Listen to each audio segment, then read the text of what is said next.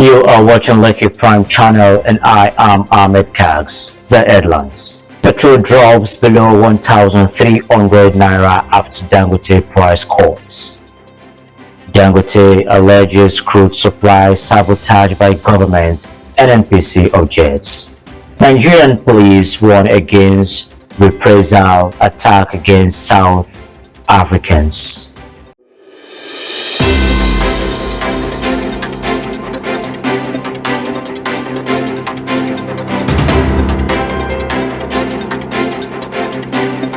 Now the news in details.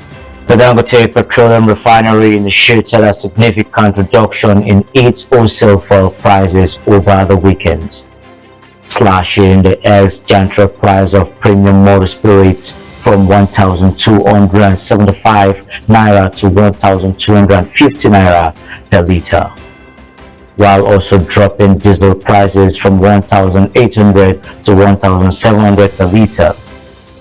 The downward review prompted by a recent dip in international crude oil benchmarks aimed to improve domestic supply efficiency and relieve financial pressures on consumers.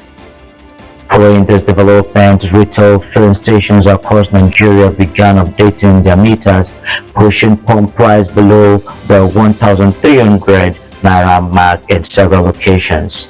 Around June 12, 2026, major stations along the Lagos-Ibadan Expressway such as MRS, NIPCO, and Heyden are selling petrol between 1,286 naira and 1,290 naira per litre, while some retail outlets and independent stations still maintain rates slightly above 1,300 due to existing stock and distribution costs.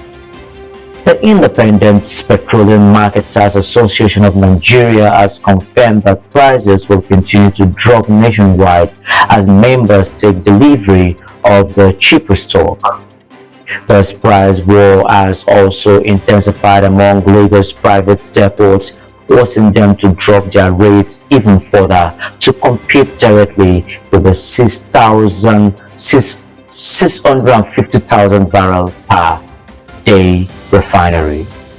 The Dangote Petroleum Refinery is currently locked in an intense legal and economic battle with the state-owned Nigerian National Petroleum Company Limited (NNPC) following a lawsuit filed by the $20 billion refinery at the Federal High Court in Lagos. The refinery alleges that the federal government, the NNPC, and key regulatory agencies are engaging in a deliberate sabotage campaign aimed at undermining its operations. Specifically, Dangote claims that the government has failed to meet its obligation under the Petroleum Industry Act to ensure an adequate domestic supply of crude oil, stating that it currently receives less than half of the 13 crude oil cargoes required monthly to run at its full 650,000 barrel per day capacity. Furthermore, the refinery strongly objects to the regulators' continued issuance of fuel import licenses to independent marketers, arguing that these licenses violate the law and frustrate local production at a time when the refinery has reached the capacity to fully meet domestic fuel demands. The NNPC has strongly rejected these allegations of sabotage and has formally challenged the competency of the lawsuit, urging the court to dismiss it as premature and an abuse of the court process. In its counter affidavit, the NNPC maintains that the government has never deliberately withheld crude oil from the refinery, explaining that crude allocations are strictly dictated by commercial agreements, production realities, logistical constraints, and national security factors. Defending the ongoing insurance of fuel import permits, the NNPC argues that the PIA grants regulatory bodies the discretion to allow imports to ensure national energy security and market stability rather than imposing a strict ban on fuel importation. State Oil Company further warned the court that granting Dangote's request to restrict imports would effectively give the refinery monopoly control over Nigerians' fuel markets, exposing the country to severe fuel shortage and price instability if the refinery ever faced an unexpected operational shutdown. Independent fuel marketers and retail association have backed the NNPC's stance, insisting that market competition must be protected to prevent price exploitation and safeguard Nigerian consumers.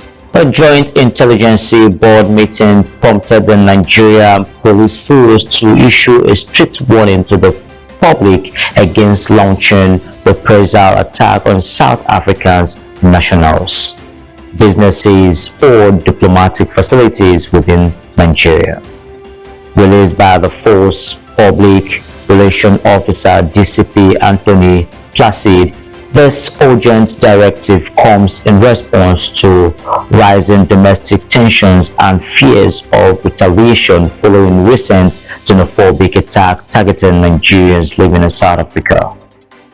Police authorities emphasized that while the public's deep concern over the safety of citizens abroad is completely understandable, taking the law into their own hands will not be tolerated. The federal government is actively managing the crisis through high-level diplomatic intelligence and security channels to achieve a peaceful resolution and secure the safety of Nigerians in South Africa.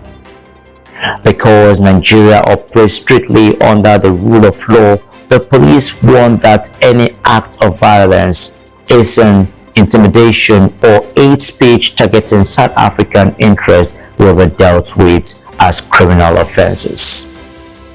Furthermore, citizens are urged to refrain from spreading unverified or inflammatory information on social media which could disrupt sensitive diplomatic negotiations. To ensure absolute public order and prevent any breakdown of peace, the police have significantly tightened security, deploying increased surveillance and tactical personnel around foreign missions and strategic locations nationwide. Now recap on the headlines. Petrol dropped below 1,300 after Dangote price cuts. Dangote alleges crude supply sabotage by government.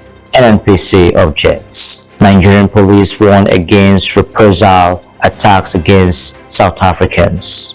Keep watching Lekki Prime channel and do not forget to subscribe to our YouTube channel and follow our other social media platforms. I am Ahmed Gags.